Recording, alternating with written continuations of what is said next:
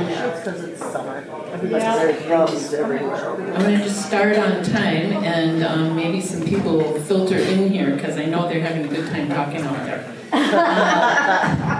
So welcome to our forum today about kids in kinship. It's sponsored by the Endowment Committee because we are grateful to all of you for your contributions to the Endowment Fund. Because the Kids in Kinship organization received one of our grants. We gave, I think, 10 grants this year, 9 or 10. And they were one of the recipients. And so Alicia has kindly agreed to come and share with us what some of what our gift can do. So thank you to all our donors. We appreciate you. And she has a few of her helpers here with her, and so I'll bring you Alicia Crudup from Kids in Kinship. And they're an organization that supports youth needing a little bit of adult mentorship. So, welcome, Alicia. Thank you, Ms. Linda. Good morning. Good morning. Are you okay? Yes. All right. Well, good morning. Alicia D. Crudup. As Ms. Linda mentioned, I am the Executive Director for Kids in Kinship, which is located here in Dakota County. We work with young people ages 5 to 16, and we pair them up with mentors. That can be single adults, an entire family can mentor, a couple, whatever your family makeup is. We welcome you to invite a young person to learn and journey with you through a formal process that we call mentorship. And so before I go any further, I will introduce Silas, who is our recruitment coordinator, and let him give a few words about himself. And then we'll just dive right in talking about the importance of mentorship and our gratefulness for the support of you all and folks from your church. Hi everybody, I'm Silas Means. I'm the recruitment coordinator at Kids in Kinship. I'm originally from the Dakota County area, so it was super nice to get involved to Kids in Kinship. I was a heavily mentored youth in Dakota County. And so because of the impact they had on me and my mentors had on me, it was easy to get involved and engaged to this capacity. And so what better way to bring some fulfillment and give back to your community than give back in the same ways that people have given to me.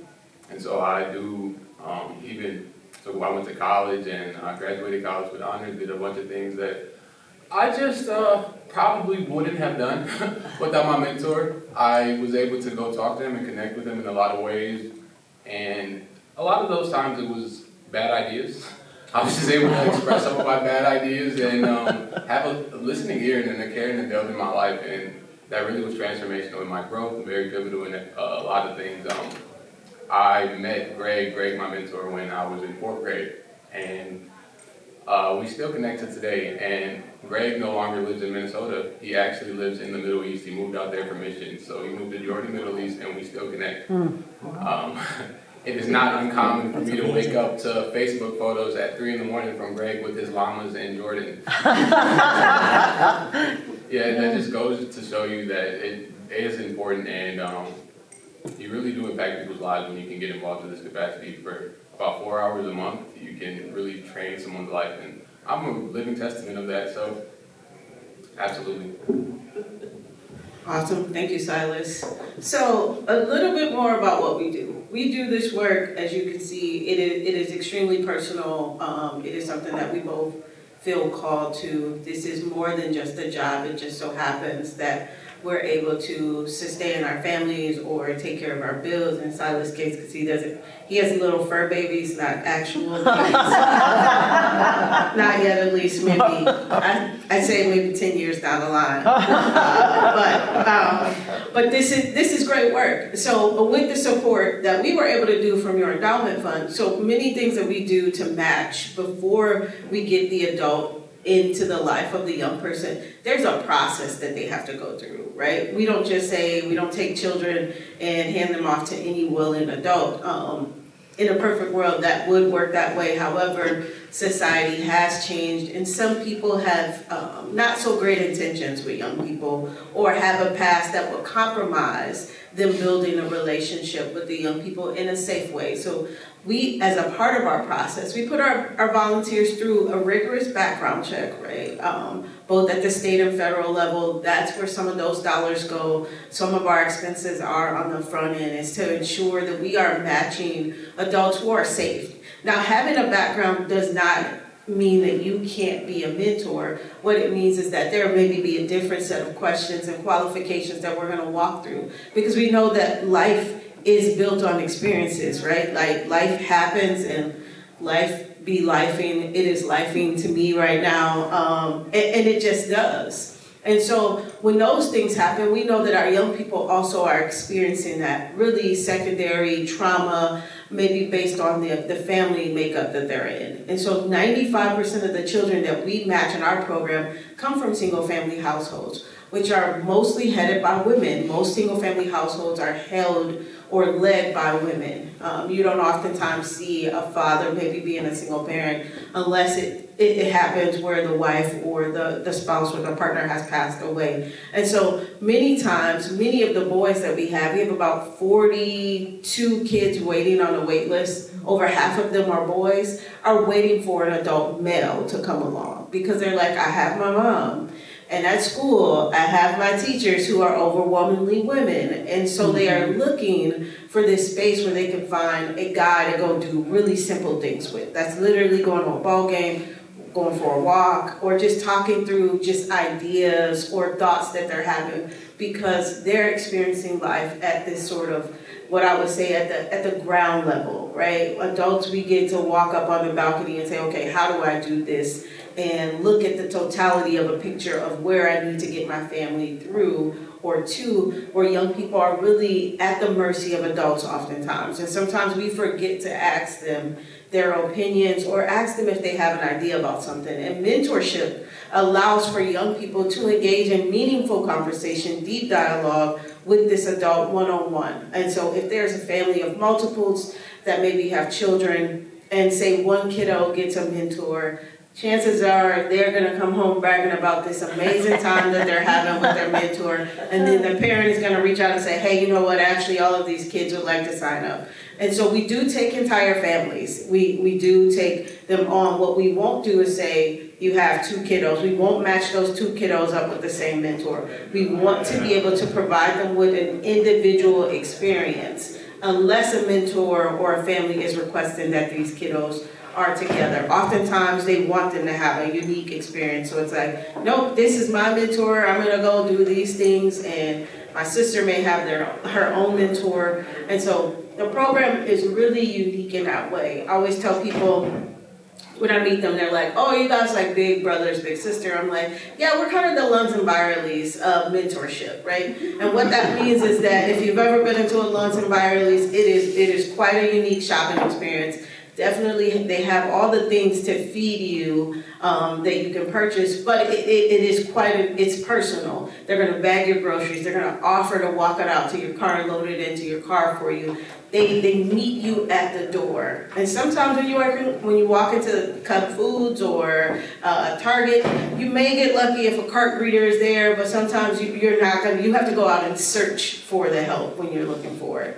Well, that's why I liken us to Luns and Byerlys. We're going to meet you right at the door. You're going to say, maybe I'm interested in being a mentor, but I'm not quite sure that I have the capacity to do such. And I will challenge you to say, oh, you absolutely have the capacity. Let me tell you all the ways that you waste time and you are not making a difference in anyone's life. And we too find ourselves guilty of them. Of these actions as younger folks who are glued to our devices on social media. You can find yourself literally scrolling on Facebook or TikTok or Instagram or any other form of social media for hours on end, and before you know it, you're like, I meant to go do this thing. And now you have it. And so I always remind people, that time you spend in your driveway, like, oh, I'm just gonna quick check these emails, and then somehow you ended up someplace else. That 1 hour, you literally could have changed the trajectory of a young person. And it's really simple. You don't have to think of a million things to do. Maybe you're like, what the heck do I have in common with an 8-year-old girl or 8-year-old boy? Maybe nothing at the time until you get to talking to this kiddo and you're like, oh my goodness, there's a lot of wisdom inside of kids. They're amazing. And nothing like children to be honest about things when you're like, okay, I'm not sure. And so the relationship is reciprocal. The learning is reciprocal. It starts out where you as the adult with the vehicle is the one picking up and driving them around. Next thing you know, you're telling them about this experience that you had with your parents, or you're thinking about getting rid of something. I think about the first kiddo I met in the program about a year ago. We were shooting a video. It's my first time meeting him. Bright, big old eyes, just excited because there's this big camera and this guy hooking these mics up to us, and he's just like, I stayed up all night. Like literally, I've not been asleep. I've been waiting to do this video. And I'm like, oh my goodness, you're gonna be so exhausted when we're done. It's a process, because if I stumble over my words, we gotta start all over. And of course I have to go first because they put me first versus him. And so like you slowly see him fading, right? And he's just fading. And so then his mentor takes him, and then they play this game. I think it's like cribbage. And so the mentor was explaining to him before we had got there how his dad taught him this game. And he had these cards from his dad who has since passed on. And he was thinking about throwing them away because they were so ratty. And the kid was like, why would you ever throw something away like that? That's from your dad. You can keep those. Those are memories. You could just buy a new deck. And the mentor's older, more seasoned gentleman said he didn't even think about it. He didn't think about how he could maintain or retain a deck of cards from his father. Like, it was not even a thought to him. It was literally like, I'll just toss these and get a new deck. Where the kiddo was like, no, that's important because that's a part of your history. And it's something that your dad, who's no longer here, has given you and won't be able to come back to give you a new deck. And so it was just those little simple things that sometimes as adults we don't think about, right? Because we're just in this mode of adulting, and kids are like, hey, there's great history here. And it was just such a simple gesture, like it was. And long story short, by the time we got to the kiddo, he was falling asleep sitting up, right? Because he was so excited and anxious to shoot this video, which he did one heck of a job on.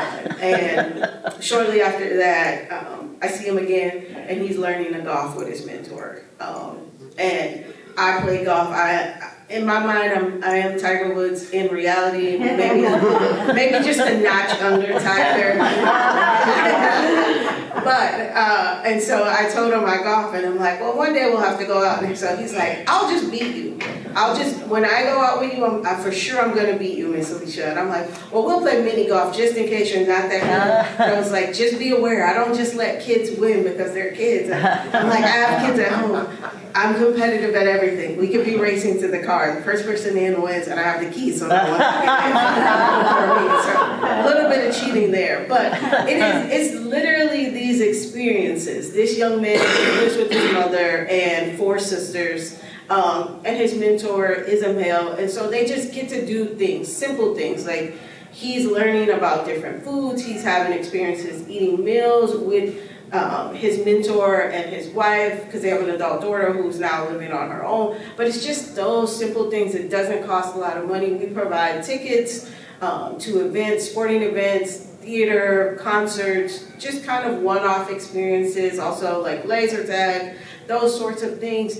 It really is a life-changing moment for this young man. He will remember his mentor probably as long as he shall live, right? And we like these stories where young people start with their mentors at really young ages, and they see the growth and development of this young person. Most of our mentors who start usually go through life with these young people where they become a part of your family, where there's like, no, this is like my granddaughter, or this is like my daughter, and you start to do life with them. You go on vacations. As you get older and you age out of the program, your family maybe, as you begin to start your family maybe goes on vacations or goes to weddings or do Christmas or holidays with your mentor's family. It really becomes an extended part of your family that you chose to initially give your time to, and now you can no longer see yourself doing life without this individual. And sometimes you don't talk for, months on end, and then you get back together and it's like you picked up right where you left off.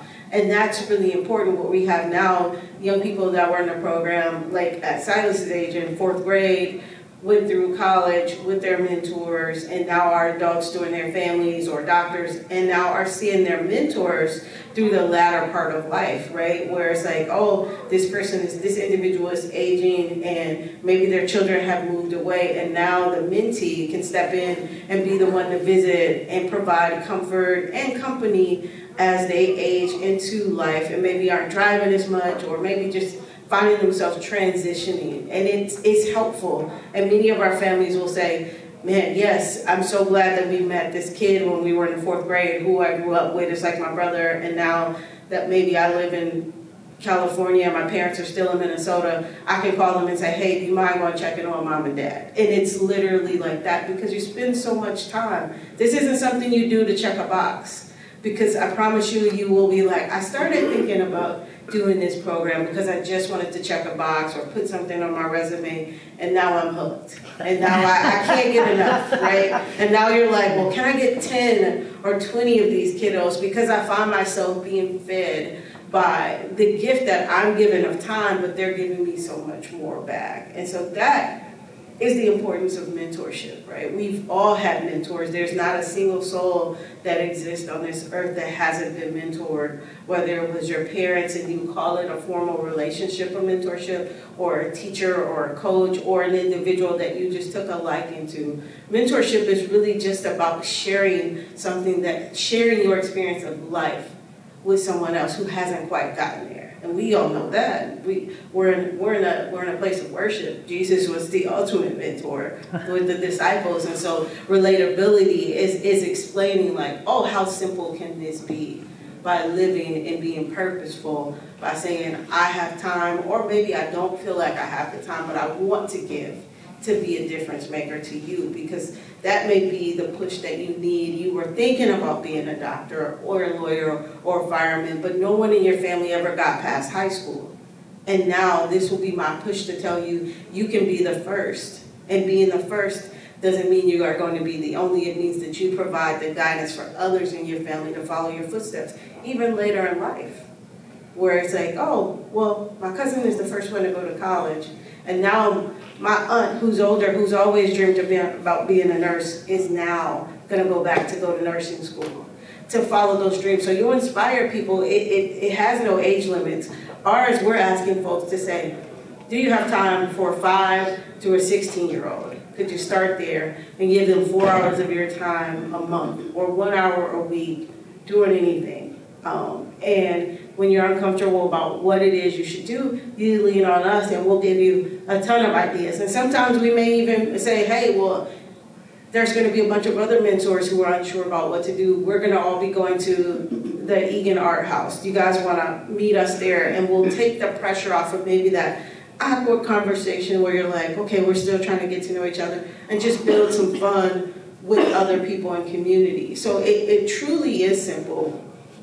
And with folks like you who are giving not only of your time, but your talent and your treasures, that is what you do when you make it possible, when you give gifts to folks like us at Kids in Kinship. Our overhead is really low. Mostly 99% of our dollars go right back out into our program. Like I said, we run background checks, we have training, we have our staff go to training. We don't have a ton of overhead at Kids in Kinship. That's the beautiful thing about having your staff work at home, because you don't have an office space, right? You're not paying some rent to rent out a space. It's like, nope, okay, you're already at home, you're already gonna be there.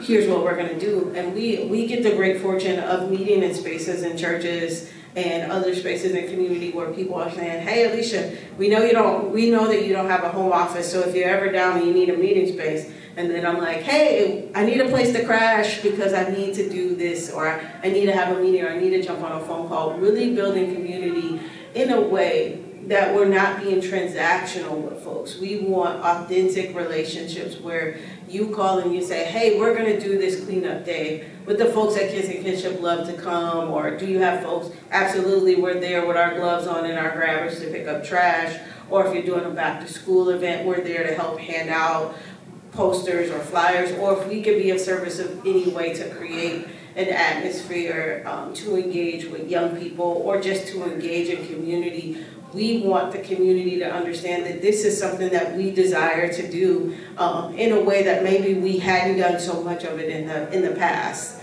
And that's really important to me as a leader, that my relationships with people isn't a transactional relationship, that this is a real authentic relationship that I'm building with you, that I'm going to ask about your children, or how was your trip to visit your brother or your sister, or that I'm going to know more about you than the surface, and that you can trust that when I connect with you, that it's a real thing. This isn't just, oh, well, I need to recruit mentors from your church, or I need this amount of dollars from your church.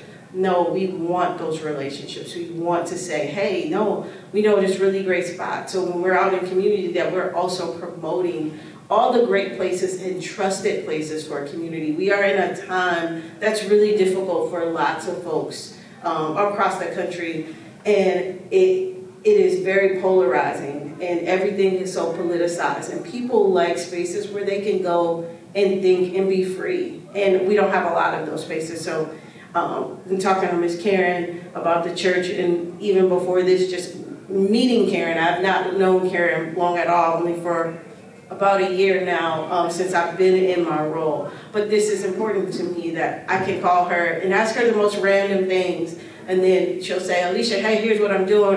When I catch her and she's coming right in, and she's like, I'm like, oh yeah, you're just coming from yoga, because I remember you told me you take this class on this day, right? It's those things. And Miss Karen probably doesn't even care that I know these things, or doesn't even notice. I'm sure she's not, gonna do a quiz, but it is important for me to know these things. This is who she is. This is a part of her makeup, what makes her so amazing. And for me to know that it's a really little thing about building a relationship. It says more than just, oh, this is Miss Karen, she knows everything about the organization that I need to know. No, I want to know the things that make her tick, and I want to know, so I could just reach out and say, hey, how was yoga? Or how was your trip with your family? Did you and your brother get this project done? Those little things to me are the personal side of it. That's when we talk relationship. And so that's what Kids in Kinship is about. It's about relationship. It's about taking this young person, helping to open the door to a potential different space than they've seen at home. Doesn't mean we're saving anyone. We're not saving anyone. What we are doing is making a difference and showing them a different side of life, in something that maybe they're not seeing at home, or maybe they are, but they just need their own person to talk to. Sometimes you need your person, like, okay, I'm gonna call you and tell you, because I don't want to tell my mom, because it's a half-baked idea, right? And now they're watching me in a way that it's making me nervous, or they think something crazy is going on. Really, I'm just trying to bounce an idea off of my folks, or in my own brain. And so mentors provide that space for us all. And I too have been mentored by multiple people, and still keep in touch to this day. It's extremely important to me. And I continue to invite folks into my space and into my life to provide that mentorship, because there's no one person under the sun that knows everything. And I'm well aware of it. I may know a little bit about a little things or a lot of things, but there's always someone who knows more or have the lived experience to say, hey, it's gonna be okay. There is a brighter side to come after this storm. And so I'm hearing that every day from folks that I value, even here today, from folks who just come up to offer just words of encouragement as we go through a difficult time with our family. One that I'm like, I don't see the sun, but I do know that joy comes in the morning. But Lord knows it's hard to see it when you go to sleep and you're waking up every hour on an hour, like, where am I? Is this real? And so this is important. This is why I'm here today. This is my first outing since our family lost our house, as we traipsed through debris left behind. And so I'm like, I have to be here. The Lord is telling me it's church, and there's no other place that I'd rather be besides at home on a Sunday, trying to get ready to go to church. And so this was a no-brainer, even though my team was like, are you sure? I'm sure. I'll be there. I'll be there. So it's an honor for us to be here. We totally be open up to questions. I know we have Alan, we have Karen here, our like kids and kinship experts. They may beg to differ, but I would say that they're experts. If you all wanted to share anything about your experience or anything that I missed. Yeah, we point at each other. You go more first, recent. you go first. There we go. It's on you, Alan. I guess it is. So I've been a mentor now for 4 years.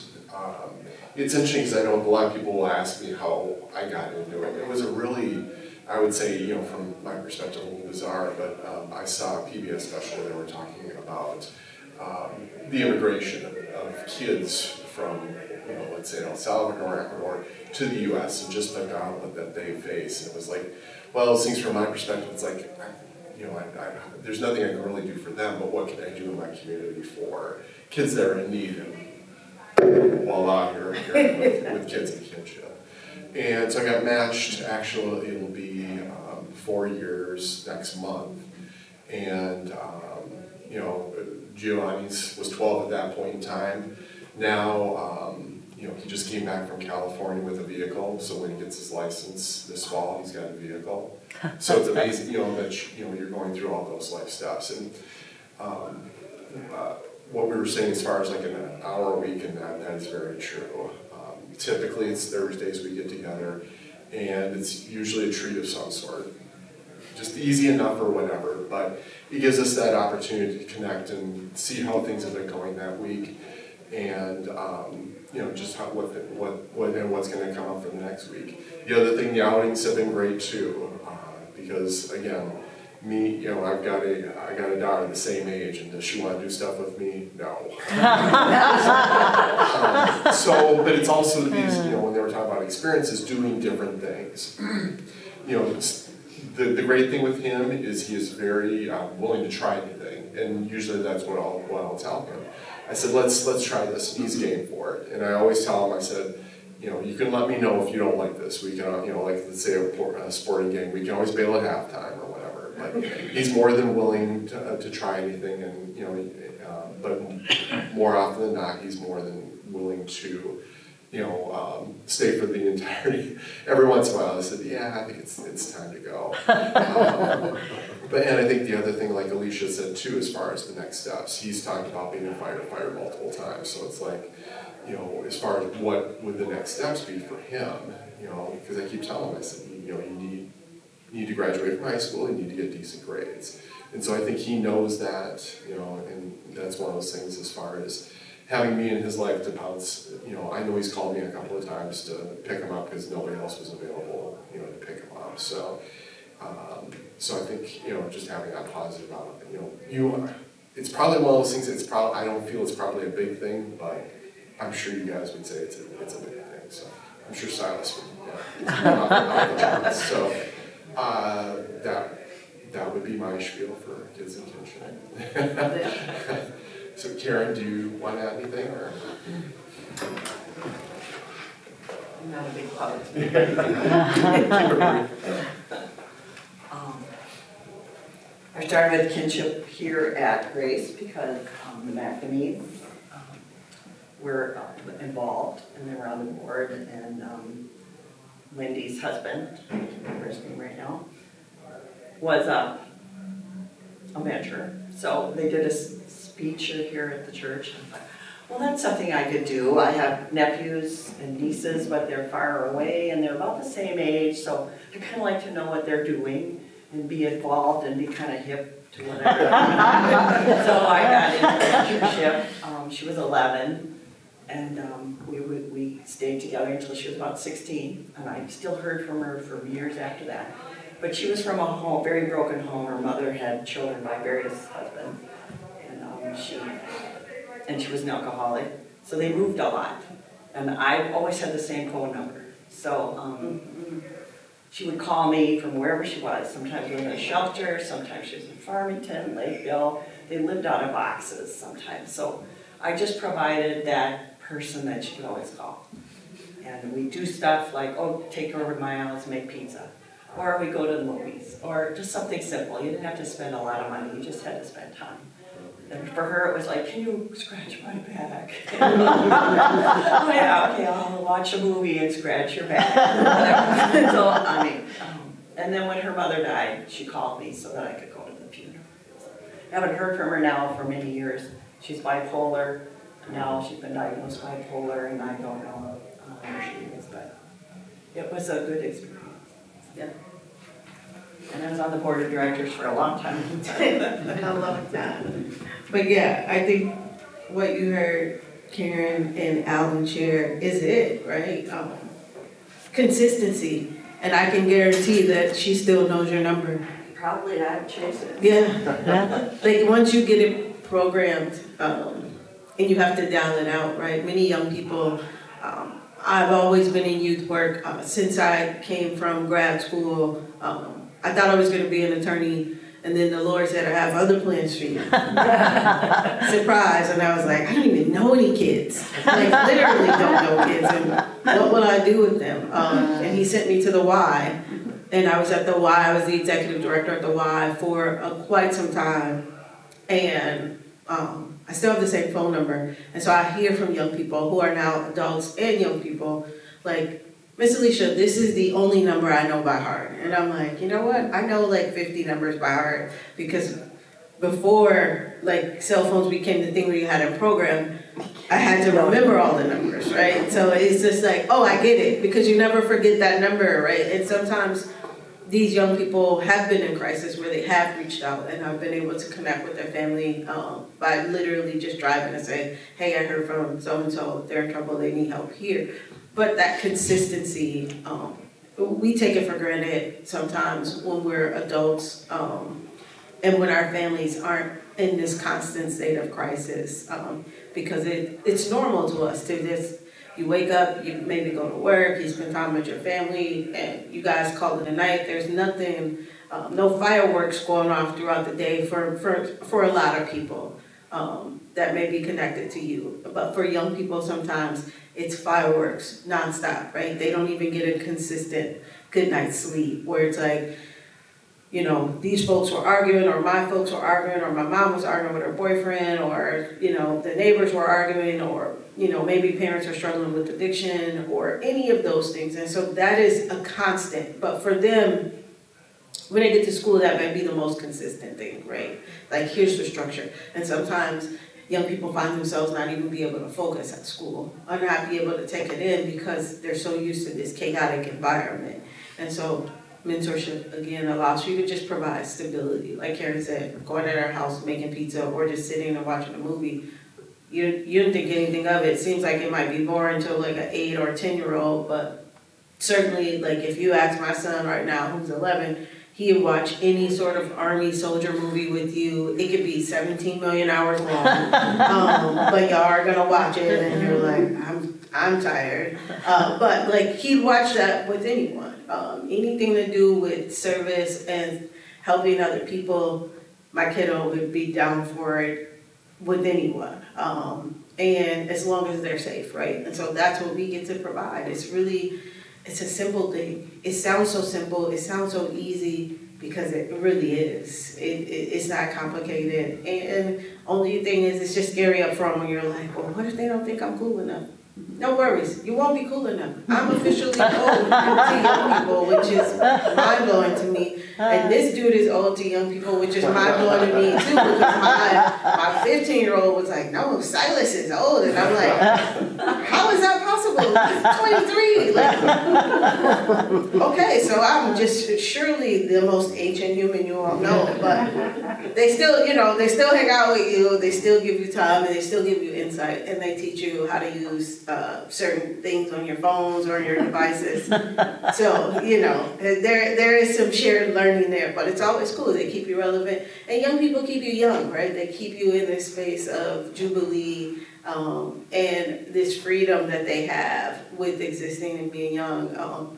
It is my belief, right? I always tell people all the time, young people who find themselves in unstable situations shouldn't always have to operate out of their space of resiliency, right? We all are resilient people. Young people are extremely resilient, but they shouldn't always come from that space. And so if we can provide a space where they can merely exist and learn how to live, then as they grow up into adulthood, they move from this space of survival. When you're in survival mode, nothing about that is living. You're always thinking like, well, what do I do for self-preservation, right? I need this because if I don't have this, we don't live. And so that's all it's always something is picking at you, it's nagging at you. And we don't want young people to always be there because they turn into adults who live in that same mode. And then it just is a cycle that continues to repeat itself. And if you could break the cycle with a young person who can help break the cycle with their family, a generation of people are like saved in that regard. And it really all it is you talking to them and having experiences with them and reminding them. Because you too may have had a struggle. Maybe you remember a hard spat, or maybe your folks got divorced and it had this traumatic effect on you, right? And you don't think about it in a way of trauma, but you find it relatable to this young person. Like, hey, I remember when this happened, and my mom had to work all the time, and we would see our dad every other weekend, or maybe sometimes we'd see our dad, or my parents were in an abusive relationship, and what I saw afterwards with my mother, how it changed her. And so there's something there to help them see that, again, trouble doesn't always last. It may be temporary, but when you're in it, boy, does it feel like you're never gonna get out of that forest. And so it provides hope. That's what it is. Mentorship is about hope. It's about, oh, okay, I am gonna grow up eventually, and I will have I could provide a different life for myself. And by proxy, oh, okay, well, I remember Alan said, this is what I need to do to make that happen. And it's simple as Alan calling the fire department and say, hey, I got this kid who's 16, and sometimes he's on the fence about it, but this is what he wants to do. Any way that I can bring him down, a phone call, right? It's simple that, okay, well, hey, here's what we're gonna go do. We're gonna talk to them. And you may meet a fireman who turns out similar life circumstances, and then it's like, oh, that was just the push that I need. So when fast forward 10 years from now and I'm this successful fireman and Giovanni is calling Alan like, hey, guess what, blah, blah, blah. And it's like, if you hadn't made that call, or if you hadn't encouraged me and told me what I needed to do to get over the hump, I could potentially not be doing anything. And so it truly is simple, guys. Like, I always encourage people to share it, how simple it is. It's simple and it's world changing. Miss Linda? So I have a question about how broad is your network? Like, I know you kind of office here in Apple Valley, right? But how far reaching is Kids in Kinship? So we're in Apple Valley, Egan, Farmington, Rosemount, what city? Burnsville, Lakeville, Farmington. So that's kind of our territory, our stomping grounds, if you will, with the team that we have right now. So that's where your kids come from, and then also your mentors? Correct. That's where all of our children come from, and most of our mentors are going to come right out of there. About 99% of our mentors are going to be locally based. You have different types of mentorship. Yeah, but we do have like family mentors, so that could be like a husband and a wife and their kiddos get signed up to mentor an additional kid, and we have couples, singles, so school-based. So that is when it's like during the school year where maybe a mentor will come in 1 hour a week and meet with the kiddo at school. So how many children are signed up to be involved with Kids in Kinship? And is there a special time, like, do you get more children signing up, let's say in September with the beginning of the school year? Or, just a little more background about the need. You mentioned 40 children are waiting for a male mentor, right? Oh, we have about 27 that are waiting for male mentors. 27. And 42 total kids waiting. Okay. Yep. So that's a great question. So our young people, we have about 175 kids in our caseload, if you will. 42 of those kids are waiting for mentors. And the enrollment of young people happens all year long. And so we try to make sure that every agency, schools, churches, social service agencies, clinics, all are aware of our service that we provide absolutely free to the families. There are no costs for young people to get enrolled. And so we see enrollment all year long. Like it just is a steady flow. There's no one time where we see a spike, because folks are talking about us all the time. And so being in those, having our name in those different spaces as a resource for families usually means that we're getting young people signed up. And young people can self-refer. Like a kiddo could see a flyer or run into Silas somewhere and say, I want a mentor, and we'll walk with their families to get them registered into the program and try to get them matched up. Yes, ma'am. How young are children who can sign up? How young are they? Yeah. As young as 5, and then as old as 16. So most of the kiddos usually are, I would say like the average age is about 8. Once you average out, like when they come to us, usually about 8. And then sometimes we get older kids who are just looking for like a mentor in terms of just companionship for an adult to, to have their own person to vent to. Are you funded by grants totally, or does Dakota County fund some of? So we are funded by grants and individual donors, and then we do have some state partnerships that we have as well.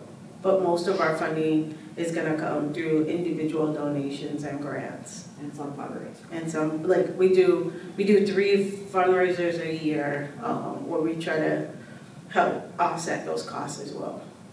What, can you tell me the 3, how do you do the fundraising? So we just, right now we're gearing up for our fall fundraiser, which most people know as the gala. We usually do like a fall gala. We're gonna move to like a annual thing with the gala, more bigger year. This year we're gonna try to do something geared towards families where we can have the families of the young people that we serve also be able to afford to come in and have an experience with us. So then we do a 5K, and then we do a winter fundraiser with, it's called the Christmas program. And that fundraiser specifically is to help young people who celebrate Christmas be able to have gifts for the holidays. And the bowl-a-thon. We used to do a bowl-a-thon, and so hopefully we'll bring that back as well.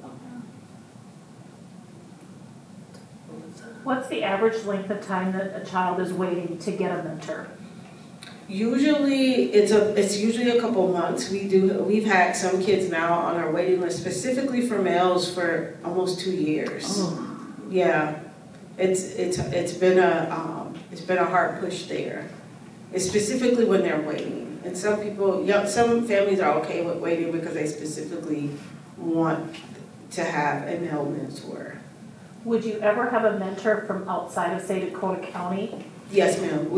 We absolutely are open to having mentors outside of Dakota County. We will stress the importance of consistency, and we know, despite this last winter, Minnesota winters can be harsh.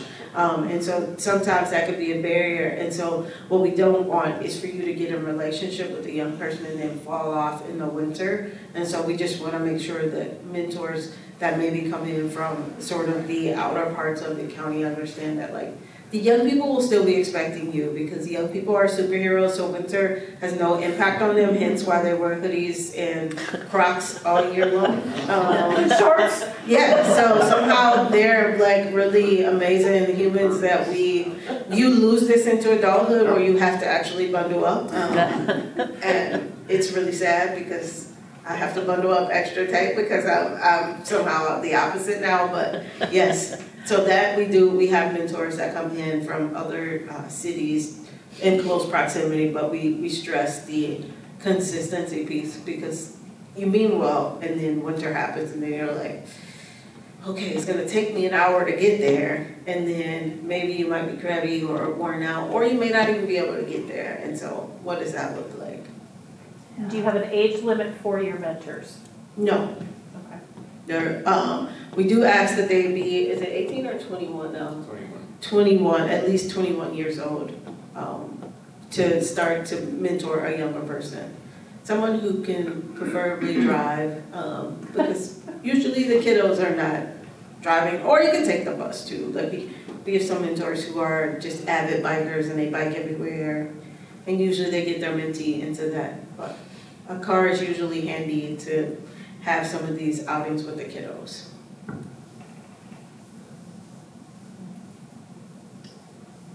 Miss So Linda? do either one of you have like a really cool success story that you would share? I would say Silas Yes, is, that is. Silas is a perfect example, but one that, one mentee that I just met in my year here, and their mentor is a young woman. She is now in her second year at Augsburg University and just in the city here. And they have been matched since she was in the second grade. And her mentor is Cheryl Spangler, goes to church, I can't remember the name of it, All Saints Church. And Cheryl helped her mentee move into her dorm, and now her mentee has now signed up to be a volunteer with Kids in Kinship at our events, because she's just not quite old enough to mentor yet, but she is signing up. She has gotten signed up to be a volunteer. And their story is amazing. Like, she met her in the second grade, this spunky little second grader, and now here she is. She has a full ride scholarship at Augsburg that Cheryl was able to help her, like, just go through the process of applying to colleges, because no one in her family had ever went to college, and so she is the first one. Like, that was my first kind of like seeing these two individual success stories and hearing them talk about their relationship and surviving kind of girl teen years and still being consistent and close with each other. It was not like, oh, I don't want her, like she tells people that Cheryl is her second grandma, which is always really cool that like you maintain that relationship, because sometimes during your teen years of life, you could be a challenging human to be around. Different things going on, and you have this adult who's like, hey, you want to hang out? And you're like, no, maybe, kind of, I don't know. Everything you do is annoying, or you don't even know how to do this, right? But they made it through, and they have such a great bond. Like, they spend time together. Their families have spent time together. So that, by far, is probably my favorite success story so far, because she met this kiddo now who is now a young adult in college, and they still get in touch. And as a result of this relationship she built with Kids in Kinship, she's like, how do I pay it back? Because without this woman, some of my decision making, I may find myself questioning or may not be in this position. So then another question, is there, so you, the ages you said are 5 to 16, I think? Yes. So is that for intake, or when they're 16, then? So we take them ages 5 to 16, that's intake. But when you turn 16, it's not that you age out of the program, you continue into the program until you graduate high school, or until you say, hey, we no longer want Kinship to be in our business, figuring out how often we're talking, what we're doing, and asking for photos of these cool things that we're doing. And instead you maintain a relationship on your own. So usually we stay with most of our matches all the way through high school graduation, and then after that, we'll kind of just take a step back, and they continue forward with the relationship, and they'll send us photos and update us like, hey, check this out, did you know, John is just finishing up med school, he'll be back here for residency, so on, or, those sort of things, or this person just finished up, got their pilot's license, and is coming back. So we hear the kind of after adult success from them, but most of their relationships go through high school. Okay, and then Silas, how long have you been, or how much contact do you still have with your mentor? You said everyday Facebook. Yeah, we'll reach out occasionally on Facebook now. I still am very close with his family, his relatives, so though he's in the Middle East, when he comes back, we still engage. They still invite me to all the family functions. I talk to his mom. So I have a relationship with his kids. It's truly like a second family. So as much as you would talk to your family, is as much as I talk to them as a collective. Okay, cool, thanks. Mm-hmm. Any other questions? Thank you guys for being here. Thank you. me, guys. Thanks for not blocking silence. Like, oh my gosh, this kid's pestering me. Yeah, we got it. Everything takes time. I know that your pastor, Ms. Karen, This is good. Yeah, I'll just close us out. Thank you so much for coming to this forum. Thank you for being here today and sharing the wonderful work that Kids in Kinship is doing in this community. We're so grateful to be part of that community and to partner with you all. thank you.